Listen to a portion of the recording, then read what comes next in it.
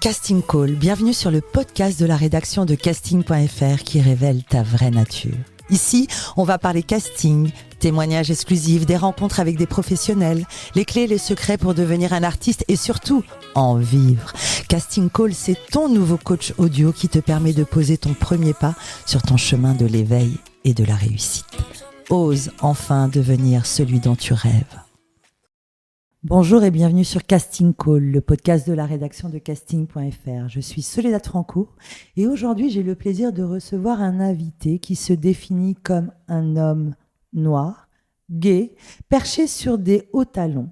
Derrière ses incroyables prouesses de danseur, son humour aiguisé se cache un jeune homme qui s'assume enfin pleinement. Lui qui a longtemps été victime d'homophobie revendique aujourd'hui fièrement sa sexualité et libère la parole pour en finir avec la haine. S'engager grâce à l'art, Noam Cinceau est mon invité du jour et j'ai hâte qu'il me fasse une démonstration de voguing sur ses escarpins. Noam, bonjour et bienvenue sur Casting Call, je suis ravie de te recevoir. Bonjour Soledad, je suis ravi d'être avec toi aujourd'hui. La devise de ce podcast est « Ose devenir celui dont tu rêves ». Qu'en est-il pour toi en cette année 2023 ? 2023, c'est juste une année en plus depuis que je suis né, depuis 98, pour aller vers mon rêve et mes rêves. Je pense que j'avance et je coche des étapes, je coche des objectifs et puis voilà. C'est juste que mon rêve, c'est juste plein d'objectifs cochés. Et là, j'en ai beaucoup déjà de cochés, donc c'est cool.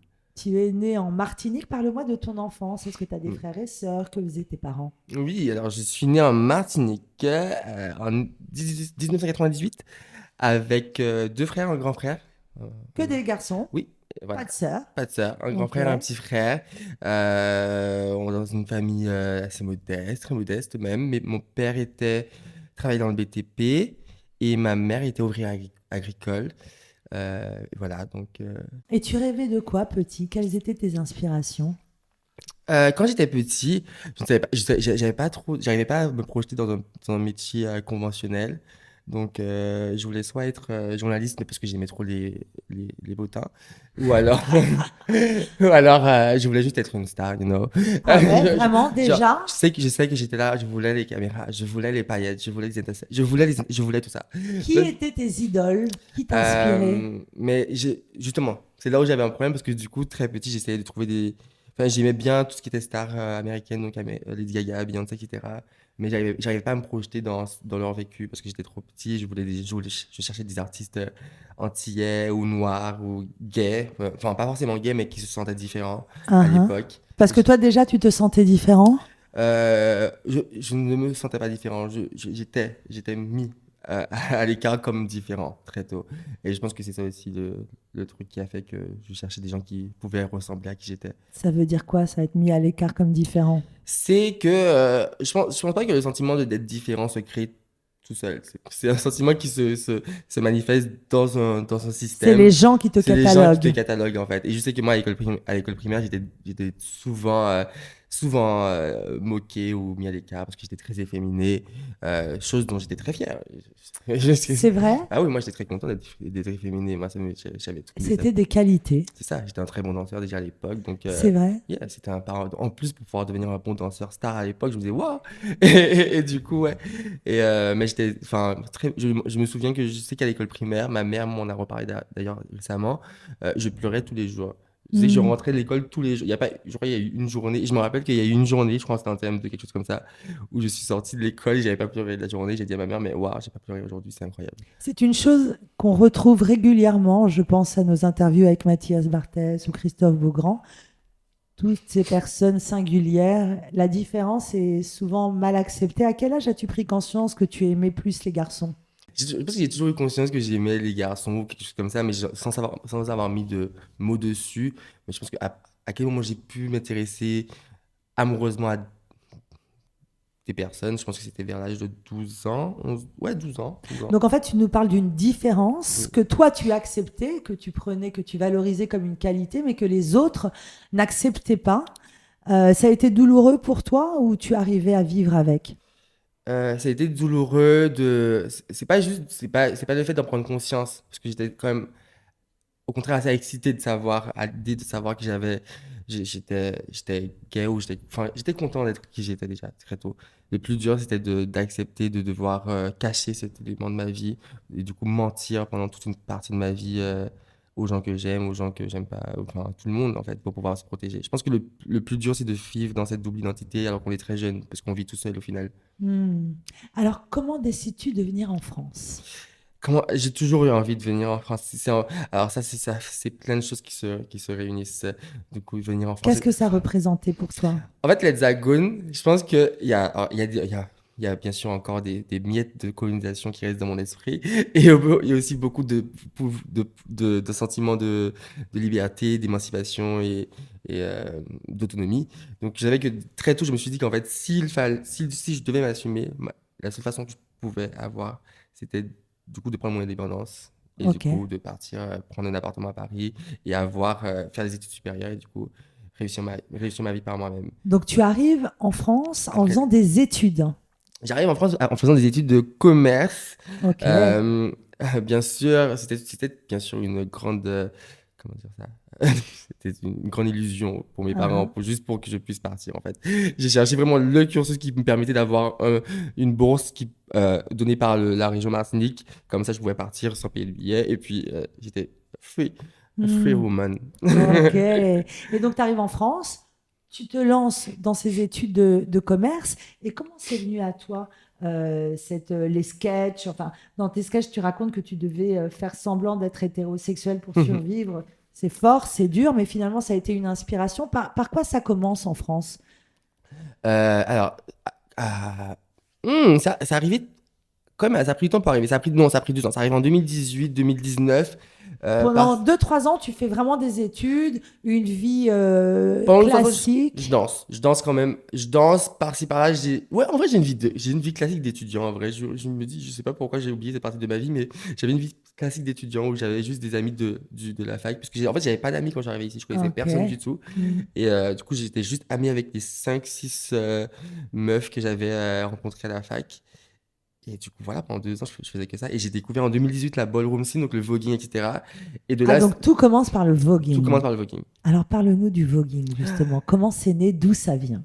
Le voguing, déjà, qu'est-ce que c'est? Donc, le voguing, c'est un mouvement artistique, politique issu des communautés afro-américaines et latino à la fin des années 60, début des années 70, par les drag queens noires et latinas Ok. qui voulaient justement créer un espace safe, donc bienveillant, pour qu'elles puissent justement participer à des concours et elles pouvaient gagner à ces concours de manière légitime. Parce qu'en fait, elles participaient à des concours avec des personnes blanches et elles ne gagnaient jamais. Ou en tout cas, pour espérer avoir une deuxième place, elles devaient limite se peindre le visage en blanc Ok. pour pouvoir participer et gagner. Donc, c'était vraiment beaucoup de racisme dans la communauté LGBTQIA+, à l'époque, mais encore aujourd'hui, un peu, sur plein Hmm. de sujets. Mais du coup, elle voulait justement créer cet espace safe qui est la ballroom et le voguing, créer quelque chose où on pouvait justement se célébrer sans aucune discrimination, sans aucune oppression raciale. Alors, qu'est-ce qu'il faut faire pour se lancer dans le voguing? Quelle est la définition et quelles sont les qualités requises? En fait, on ne demande rien pour être Il faut être queer, faire partie du panel LGBTQIA+, Ok. et juste être fier de qui on est. Il y a énormément de catégories dans le voguing. En fait, la ballroom scene, donc le voguing, c'est une grande satire du système cis hétéronormatif. Donc on va reprendre tout ce système-là et on va s'en moquer. Ok. En fait, tout se base sur ça. On va se moquer de tout. Il y a une catégorie, la première catégorie qui a été créée dans le voguing s'appelle realness. Et en fait, ça consiste justement en fait à paraître telle une personne hétérosexuelle. Du coup, tu viens juste et tu passes pour un hétérosexuel devant des juges qui vont te dire si oui ou non tu passes, quoi. Hmm. Et ça, c'est une catégorie qui a été créée pour les femmes trans et les personnes trans en général à l'époque, qui justement, le realness, c'était justement, au-delà de quelque chose de fun, c'était quelque chose qui garantissait leur sécurité. Le fait qu'elles puissent justement passer dans le système cis hétérosexuel, ça pouvait leur permettre de marcher dans la rue en sécurité sans se faire agresser par des propos transphobes et des agressions transphobes. Hmm. Donc en fait, au final, toutes les catégories de la ballon vont nous apprendre justement à se moquer de ce qu'on pense de nous, en reprenant les codes, en faisant du retournement du stigmate, et bien sûr en étant fier de qui on est. Noam Sanson, tu es vraiment plus qu'engagé. Mm. On sent en toi une énergie, une force et une détermination. On sent que tu es le porte-parole j'ai envie de dire, d'une communauté. Est-ce que tu aurais imaginé que tu aurais le courage de t'émanciper comme ça et de pouvoir en parler autant? Alors oui, oui, je sais que j'ai toujours su que hmm, moi, j'ai toujours eu la bouche, hein, comme on dit chez moi. Je sais que j'étais délégué de classe de Mhm. la sixième à la terminale. Vraiment, je n'ai raté aucune élection et j'adorais partir au... Alors c'est assez paradoxal parce qu'on te critiquait et on se moquait de toi et en même temps tu étais le porte-parole de la classe. Tout C'est ça est ça. très paradoxal. Mais je pense que les gens qu'on critique le plus sont ceux qui aident le plus au final. Moi, je sais que le fait d'avoir été tant critiqué, attaqué quand j'étais très jeune, ça m'a donné une force et une envie d'aider les gens et de pour les empêcher d'être dans cette situation.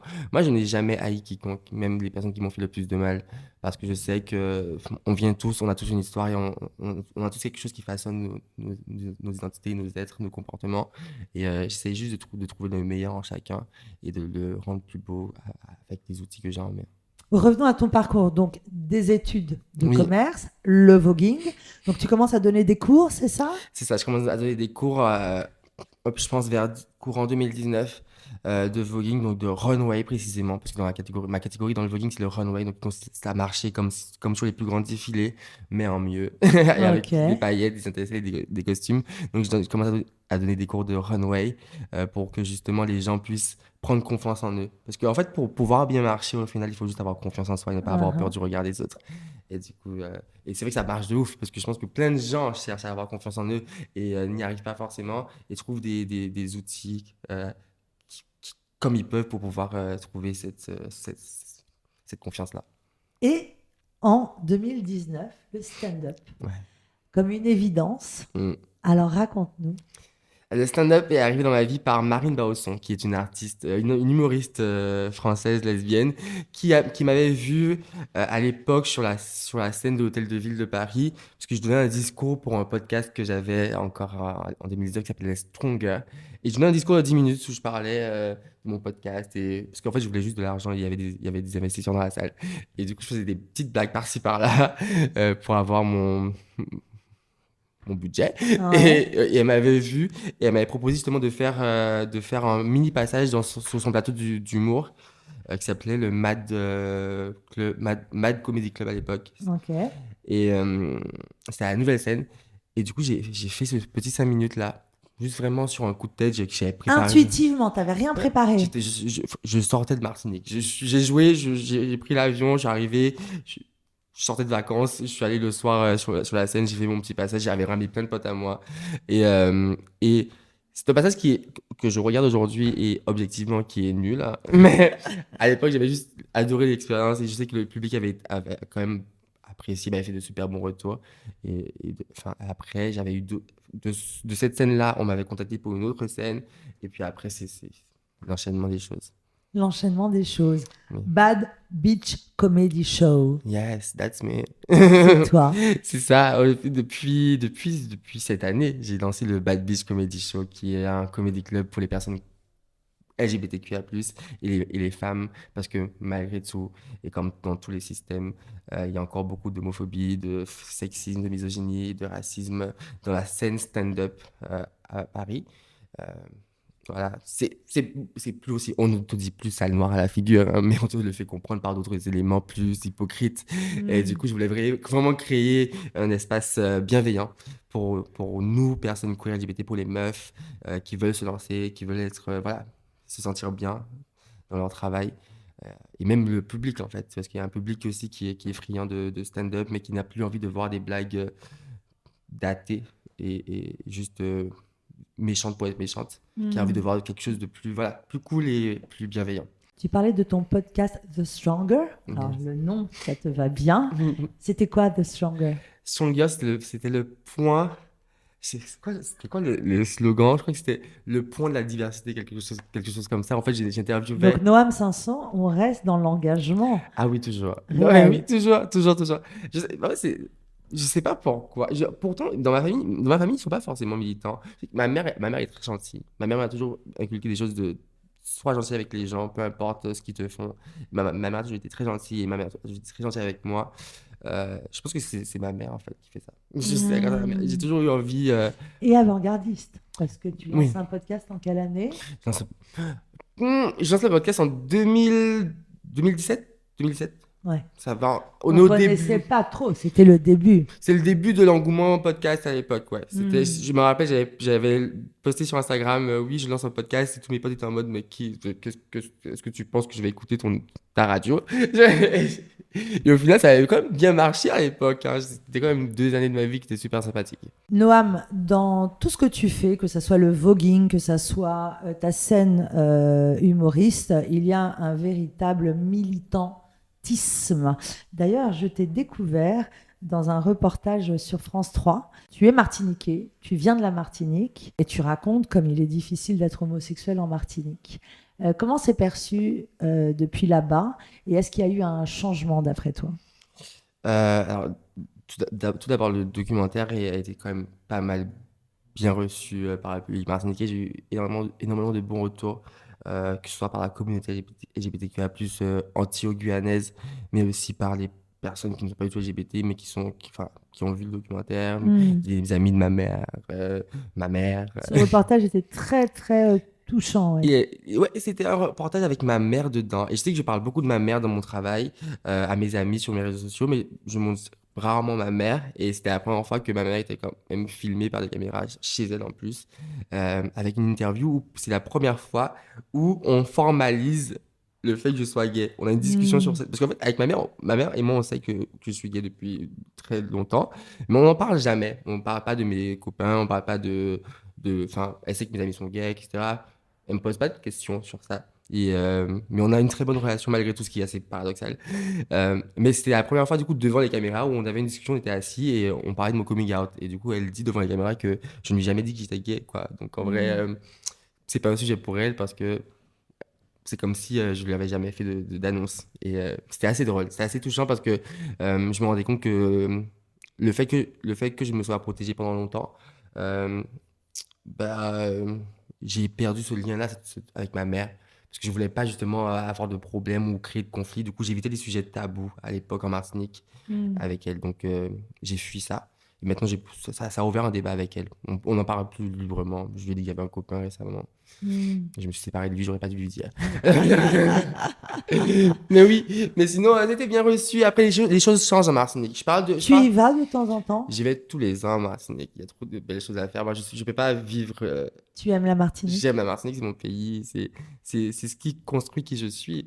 Je pense que mon travail tourne autour de ça. C'est ce qui fait que je suis Noam Sassou, c'est mon accent, c'est le fait que j'ai des références anti-guyanaises, le fait que j'ai ma mère avec moi, avec tout son background de femme créole, comme ça, fière de qui elle est. Donc oui, j'aime forcément la Martinique. J'ai toujours dit que si mon spectacle, je le joue en Martinique et qu'il ne fonctionne pas, je jette ce spectacle, j'en refais un autre qui va plaire à mon Hmm. public, parce que mon public cible, c'est la communauté martiniquaise, antillaise plus généralement. En tout cas, ce qui te définit aujourd'hui, c'est le voguing et l'humour. Et le voguing, c'est l'art. L'art. C'est l'art. C'est l'art qui me définit aujourd'hui. Je pense que pendant longtemps, j'ai cherché avec le voguing à me catégoriser dans quelque chose, puis à partir dans le stand-up, me bloquer dans quelque chose. Et aujourd'hui, je me suis juste dit qu'en fait, non, je vais faire du stand-up, du voguing et mélanger tout ça, faire de la poésie, faire tout ce que Alors la j'aime. poésie, j'aimerais Oui, en venir également. oui. Raconte-nous, tu écris. J'écris j'écris des textes depuis très longtemps. J'ai écrit des poèmes depuis que je suis au collège. Mais sans vraiment me dire que c'est des poèmes qui étaient légitimes d'être déclamés ou quoi. Donc je gardais ça pour moi. Et j'ai commencé à les lire ou les diffuser sur les réseaux sociaux depuis quoi, un an, pas plus. Parce que avec justement le stand-up, grâce au stand-up, le stand-up m'a donné une force de me dire que je peux dire ce que je veux, tant que j'y crois et tant que ça a un but pertinent derrière. Tant que ça vient du cœur. Tu es croyant? Je suis... non. Je pense que je crois en les... En les... Ah, non, non, en Dieu? Non. Non. Je suis pas croyant. Je suis pas croyant, mais j'ai grandi en Martinique, donc je suis forcément... j'ai plein j'ai suivi une formation chrétienne qui est le catéchisme pendant 6 ans. J'en parle dans mon spectacle d'ailleurs. Mais qu'est-ce qui t'anime? Une grande intuition, une grande Qu'est-ce qui m'anime? inspiration, une grande sensibilité? Il y a quelque chose en toi. Quand tu parles de cette différence, Ben, qu'est-ce qui m'anime? En vrai, je pense que c'est les gens qui m'animent. Moi, je crois en les gens, et en la bienveillance et en la beauté que les gens peuvent avoir en eux, en la lumière intérieure. Je sais que pendant longtemps, justement, les- j'ai cherché à croire en Dieu pendant longtemps. Et je trouvais juste que je répétais juste des mécanismes que mes parents faisaient, prier, etc., mais sans vraiment y croire. Mais je sais que j'apprends tellement en discutant avec des gens que je connais pas ou des gens que je connais, mais en approfondissant notre relation. Fais juste parler avec les gens, discuter, partager des choses, découvrir un peu plus d'où ils viennent et savoir un peu plus pourquoi ils ont ces réactions-là quand on parle de ceci ou cela. C'est les gens qui m'animent. Moi, j'adore parler avec les gens. est-ce qu'il y a une rencontre déterminante ou inspirante qui t'a marqué? Oui, j'ai eu énormément de choses qui m'ont marqué, mais je sais qu'à Paris, dans ce qui a changé ma vie à Paris, c'est deux personnes qui s'appellent Thibaut Largeron et Fatoumata Sissoko, qui étaient, parce que j'ai intégré une association à l'époque, en 2017, qui s'appelait Article 1, et qui œuvrait pour l'égalité des chances des jeunes à l'école, etc. Et ces deux personnes, en fait, j'ai intégré l'association, et ils ont tout de suite cru en le potentiel que j'avais en moi. Ils m'ont énormément poussé, donc ils sont passés de tuteurs dans l'association à amis très proches aujourd'hui. Ça fait quoi? Ça fait 5 ans que je suis plus dans l'association, mais ça fait 5 ans qu'aujourd'hui, ce sont mes meilleurs potes, hein, et qui m'accompagnent encore aujourd'hui, qui me donnent énormément de bons conseils. Mais oui, je pense que c'est vraiment ces personnes-là qui, à Paris, m'ont aidé. Et puis, bon, après, il y a plein de gens qui m'ont aidé dans la vie, hein, vraiment. Je te vois parler, gesticuler, il fait des grands mouvements, il a des longs bras, il est extrêmement en mouvement. Le mouvement, c'est la vie, c'est la communication. Est-ce que tu as une hygiène de vie particulière? Parce qu'on imagine un artiste, le voguing, fêtard. Qu'en est-il? Moi, je fais la fête. Je fais la fête. J'aime pas les boîtes de nuit. Je n'aime pas les boîtes de nuit. Uhum. Je préfère les petites fêtes avec mes amis, un appartement et tout. C'est quoi? C'est un mélange de fête, c'est un mélange de partage, de discussion, de café, Mais le voguing, de ça vogue. exige c'est un entraînement sportif. Qu'en est-il? Je m'entraîne 1 à 2 fois par semaine. Euh, Après, vraiment, comme j'ai dit plus tôt, je fais la catégorie runway qui est beaucoup moins euh, qui demande beaucoup moins d'efforts physiques que le voguing, donc la danse qu'on voit le plus souvent, que je Uhum. pratique aussi, mais du coup que je répète 1 fois par semaine. Mais c'est vrai que bon, depuis 1 an, j'ai fait un peu une pause sur le voguing, donc je me concentre sur ce spectacle que je dois finir d'écrire. Et du coup, en faisant des petites rencontres par-ci par-là, ça me permet d'écrire et de trouver des gens drôles. Il y a des gens drôles partout à Paris, c'est vraiment incroyable le nombre de gens drôles qu'on croise dans Paris. C'est vrai? Ouais. Ah, c'est réconfortant ce que tu Les dis. gens sont drôles à Paris, malgré eux. Malgré eux. En France, tu as subi beaucoup d'homophobie aussi, je crois. Oui, en fait, le système est homophobe. Quelque chose d'ordinaire et du coup, il faut juste déconstruire à chaque fois des petites mini-agressions au quotidien. Et c'est juste que c'est fatigant. Je sais que j'ai failli, je crois que les seules fois où j'ai failli me faire agresser physiquement, parce que je n'ai jamais été frappé, mais les seules fois où j'ai failli me faire agresser physiquement, c'était à Paris, et c'était pas en Martinique. C'est Mm. pourquoi dans le documentaire, j'essaie de mettre un point d'honneur sur le fait que c'est dur de vivre son homosexualité en Martinique, mais c'est dur partout. Donc, c'est juste qu'en Martinique, il y a un système qui fait que c'est différent et c'est plus intense socialement. Mais à Paris, les coups existent, les agressions existent, elles sont de plus en plus nombreuses. Et du coup, il faut quand même faire gaffe à ce sujet. Noam, tu es donc un artiste avec un militantisme fort. Tu t'inspires de ton histoire dans tes sketchs, dans ta danse. Qu'est-ce qu'on peut dire aux gens qui nous écoutent, parfois qui sont en détresse, des gens qui n'osent pas dire qui ils sont, révéler leur véritable nature?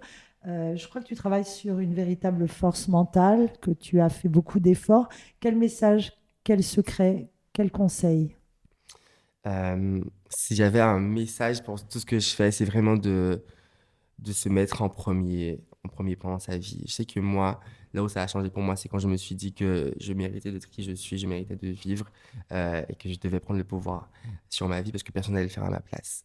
Et tout ce que je le fais pour moi avant tout. Je le fais pour moi avant tout, sans oublier qu'il y a des gens qui existent et que ça a des répercussions.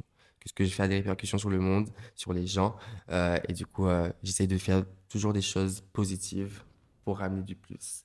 Et comme dit une grande influenceuse, plus égale plus, je sais que moi, j'essaie de ramener du positif chez les gens, du positif chez moi d'abord, pour que, pour que lorsque dans mes échanges, ça ramène du positif chez les autres, et comme ça va se propager. Et un jour, peut-être, on vivra dans un monde des bisounours. Tu racontais que tu pleurais tous les jours à l'école. On a reçu Jordan Delus qui nous racontait son harcèlement horrible à l'école avec des envies de se suicider et mourir. Est-ce que toi, tu es déjà arrivé à ce stade-là? Alors oui, je sais que j'ai beaucoup pleuré toute l'école primaire. Et je sais qu'à partir de la sixième, où il fallait quand même, c'était un peu plus la guerre. En sixième, c'est un peu plus la jungle, le collège, hein. Les enfants sont dangereux, hein. Et du coup, j'ai arrêté de pleurer et pour éviter d'être vulnérable. Mais j'avais du coup toutes ces pensées refoulé dans ma tête qui était très dur parce que je pouvais même pas en parler parce que j'aurais dû justifier le fait qu'on me traite de PD entre guillemets aux gens à qui j'en parle et du coup peut-être faire des mini coming out. Du coup c'était tout ce processus là qui allait dans ma tête et du coup je me disais qu'en fait je ne peux en parler à personne à part à moi-même et pendant 18 ans de ma vie j'ai vécu tout seul dans ma tête et du coup c'était très dur. J'ai eu des moments très très très bas. Je me rappelle avoir écrit une lettre de suicide et mais j'ai toujours eu des pensées suicidaires mais je sais très bien que je passe toujours à l'étape de l'écrit et je vais jamais plus loin parce que, en vrai, j'aime trop qui je suis. Et j'aime trop la vie, j'aime trop les gens. Et je sais qu'à chaque fois où j'arrive dans ces moments de, de détresse, j'arrive toujours à me rappeler à quel point, en fait, il y a des gens bons sur cette terre et il y a des gens qui méritent d'être écoutés, d'être vus et d'être aimés. Donc, Si un garçon ou une fille nous entend, nous écoute, qui est harcelé à l'école parce qu'elle est lesbienne, parce qu'elle est trop mec, parce qu'elle est homo, parce qu'elle est moche, parce qu'elle est belle, parce qu'elle est trop ceci, cela, qu'est-ce qu'on peut lui donner comme conseil si elle est harcelée, maltraitée, qu'elle se sent vulnérable avec ses idées de suicide? Qu'est-ce qu'on peut dire? Qu'est-ce qu'on peut conseiller? I don't know, je sais. Alors, qu'est-ce qu'on peut lui dire à cette personne? Je dis toujours que il y aura forcément quelqu'un pour t'aider. Et on parle pas forcément de personnes physiques, hein. Ça peut être juste, on est dans la période des réseaux sociaux, va sur une page Instagram, allume la télé, regarde une chaîne télé, regarde une série Netflix, tu vas trouver forcément maintenant aujourd'hui une personne qui pourra te guider, qui pourra te donner envie en tout cas de continuer à être qui tu es ou être plus que ce que tu es déjà. C'est pourquoi aussi on doit faire un travail de visibilité.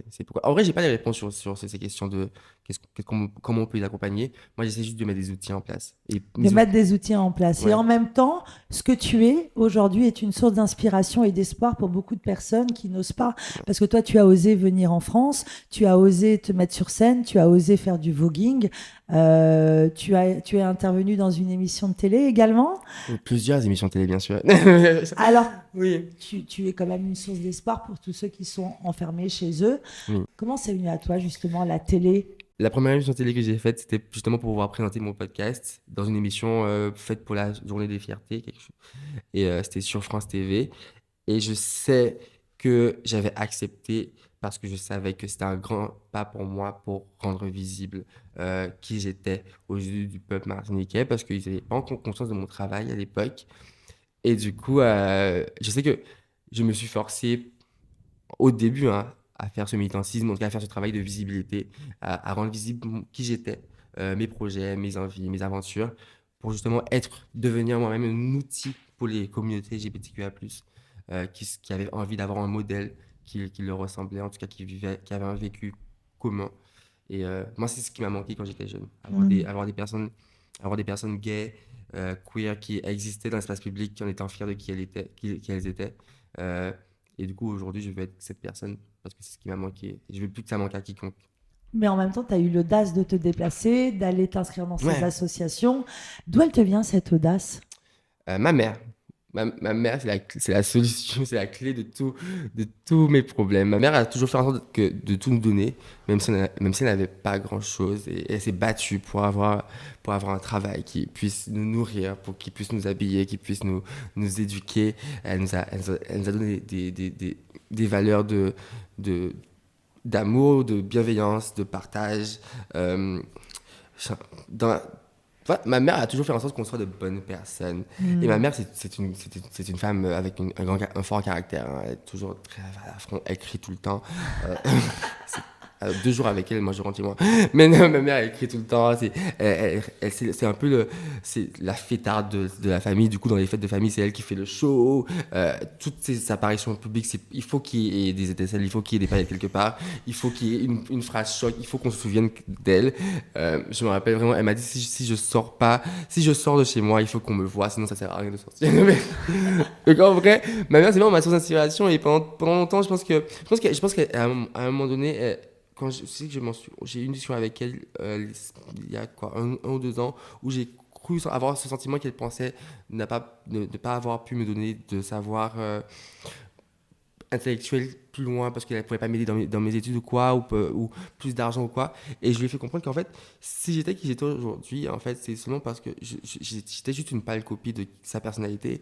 C'est juste qu'aujourd'hui, je suis parti à Paris, j'ai rencontré d'autres personnes et du coup, on a de nouveaux outils aujourd'hui qui fait que ce que je fais, c'est mis en valeur et tout. Mais j'ai dit toujours à ma mère que si je suis qui je suis aujourd'hui, c'est parce que je recopie ce qu'elle a fait pendant tellement longtemps pour pouvoir me donner l'amour qu'elle m'a donné. On a compris que ce qui te fait vibrer aujourd'hui, c'est la scène, c'est l'humour, c'est tes sketchs. Et évidemment, ces sketchs sont entièrement inspirés de ta vie. Et ton papa dans tout ça, t'en parles beaucoup dans ton spectacle. Qu'en est-il ? Mon papa, ça va très bien aujourd'hui. Mon papa, alors la relation qu'on a aujourd'hui, c'est beaucoup plus apaisé. C'était très dur quand je suis arrivé à Paris, où du coup j'ai commencé à être beaucoup plus visible en tant que personne homosexuelle, parce que mon père, ce n'est pas qu'il était lui-même profondément homophobe, c'est qu'il était inséré dans un système profondément homophobe, profondément religieux et profondément pris dans ces dynamiques de pression sociale ou de ces injonctions sociétales. Exactement. Et du coup, je sais que ce qui a embêté mon père, ce n'est pas le fait que je sois gay, c'est le fait que ses amis étaient conscients que j'étais gay. Parce que même, j'étais majorette quand j'avais 11 ans jusqu'à mes 18 ans, j'étais majorette. Oui, j'étais déjà... Je vous ai dit, j'étais très très gay. J'étais majorette et je sais que mon père n'avait pas de problème avec le fait que j'étais majorette au début. Ok. Et je me rappelle vraiment une fois où Mais le groupe t'avait accepté en tant que majorette. Oui, parce que j'avais fait en sorte d'être le meilleur. Donc il y a toujours ce paradoxe. Oui, il y a ce paradoxe parce qu'en vrai... Et tu te débrouilles toujours pour être le meilleur. Donc tu es délégué de la classe, donc tu es accepté dans le groupe. Ben oui, parce qu'on a... Donc tu dois travailler plus. Exactement, parce qu'on se dit qu'en fait, comme on est mis à l'écart, on doit faire 2 fois plus pour pouvoir être accepté. Et être accepté, c'est juste... Mais ça marche. C'est juste être meilleur. Et ça marche. Mais c'est fatigant. C'est une vie fatigante. Oui, mais ça réussit. Mais ça mène au burn-out. Est-ce que tu aurais imaginé être à Paris, développer une certaine célébrité, parce que tu deviens quelqu'un de célèbre? Est-ce que tu l'aurais envisagé, imaginé? Oui, je vais répondre oui, de manière très... mais avec beaucoup de modestie. Mais je sais que... Comme j'ai dit plus tôt, je ne crois pas en Dieu, mais je sais qu'il y a toujours il y a des choses dans la vie qui me... Tu crois en ta force et ta détermination. Je crois en ma force et ma détermination. Et je sais que j'ai toujours su que ce que je devais faire dans ma vie, c'était pour avoir un impact sur la vie des autres. Et pour moi, avoir cette forme de célébrité-là, qui se crée au fur et à mesure, c'est juste pour pouvoir juste diffuser plus loin ma vision, diffuser plus loin mes messages d'amour et de force et de fierté. À quoi tu rêves aujourd'hui ? Je rêve aujourd'hui de faire mon spectacle en Martinique. Ah ouais, là c'est vraiment, je finis de l'écrire avec mon metteur en scène, Amdiel, qui est incroyable. Et je finis de l'écrire et j'ai vraiment hâte qu'il soit prêt, qu'il soit rodé et qu'il soit vraiment avec une salle à guichet fermé en Martinique pour le jouer et avoir justement partager en fait ces 25 ans d'années de travail avec le public martiniquais. Pour moi, je pense que la première scène que je ferai en Martinique, je pense pleurer. Et ça fait 30 ans que j'ai pas pleuré. Déjà, je pense que je pleure jamais. En vrai, récemment, j'ai essayé de me souvenir de la dernière fois où j'ai eu des larmes, et c'est il y a très longtemps. Mais je pense vraiment que ce moment-là, je le crains. Je n'ai plus de stress quand je monte sur scène faire du stand-up. Je n'ai pas peur quand j'y vais vraiment pour le fun, faire mon travail, etc. Avant, j'avais un peu de stress, mais c'est parce que c'était au début. Maintenant, j'ai pas de stress. Mais cette scène en Martinique que je compte faire l'année prochaine, en 2024, j'espère, cette scène-là, elle me terrorise. Parce que c'est ce que j'ai attendu toute ma vie, en fait. c'est de jouer, d'être qui je suis, d'être fier de qui je suis devant ceux et celles qui n'ont pas vu ma valeur quand j'étais petit et leur rendre compte qu'ils ont fait une erreur. Ce sera ma plus grande réussite. Et qu'est-ce que tu dirais au petit garçon Noam, à ce petit enfant qui habitait en Martinique?